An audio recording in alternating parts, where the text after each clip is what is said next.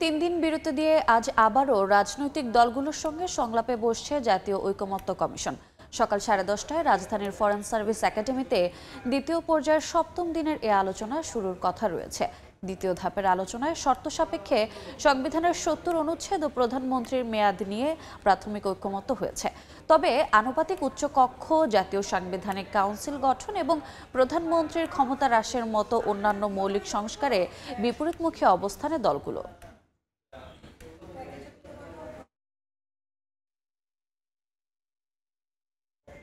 Foreign service একাডেমিতে রাজনৈতিক দলগুলোর সঙ্গে ঐকমত্য কমিশনের দ্বিতীয় দফার বৈঠক কিছুক্ষণ পর। এই মুহূর্তে সেখানে আছেন সহকর্মী সানভীর রূপল। সরাসরি যাচ্ছে তার কাছে।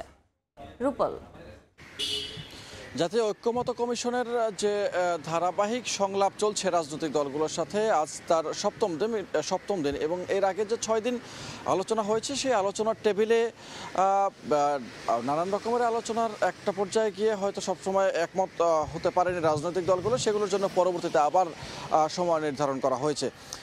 তো আজকে আসলে বিশেষভাবে এখনো পর্যন্ত পুরোপুরি আজকে কি বিষয়ে আলোচনা হবে সে বিষয়টি এখনো পূর্ণাঙ্গ রূপে বলা যাচ্ছে না। তবে আজকেও 4-5টি বিষয়, প্রত্যেক দিন যেমন থাকে আজকেও সেরকম 4-5টি বিষয় থাকবে এবং রাষ্ট্রের মূলনীতির বিষয়ে এখনো একমত হতে পারেনি রাজনৈতিক দলগুলো। সেই বিষয়টি সেদিন এর আগের বৈঠকে স্থগিত রেখে সেদিন কিন্তু পরবর্তী আলোচনায় অংশ নিয়েছিল দলগুলো।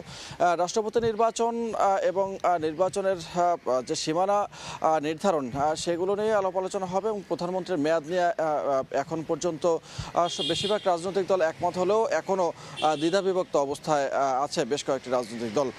তো এরকম বেশিরভাগ যে প্রস্তাবগুলো আছে সংস্কার কমিশনের পক্ষ থেকে, সেই প্রস্তাবগুলো পুরোপুরি একমত হতে পারেনি এখনও পর্যন্ত। 70 অনুচ্ছেদের যে বিষয়টি একমত হতে পেরেছে, এছাড়া আরও উল্লেখযোগ্য দু একটি বিষয় একমত হতে পেরেছে। বাকি সবগুলোই কিছুটা একমত হতে পারার পরেও আবার যখন ভিন্ন অবস্থান দেখা দিয়েছে তখন রাজনৈতিক দলগুলোকে নিজস্ব ফোরামে অর্থাৎ নিজস্ব দলের মধ্যে আলাপ আলোচনা করে আবারও ঐক্যমত্য কমিশনের সময় অনুযায়ী সেই আলাপ আলোচনা যাতে একমত হতে পারে সেরকম একটা নির্ধারণ করা হয়েছে।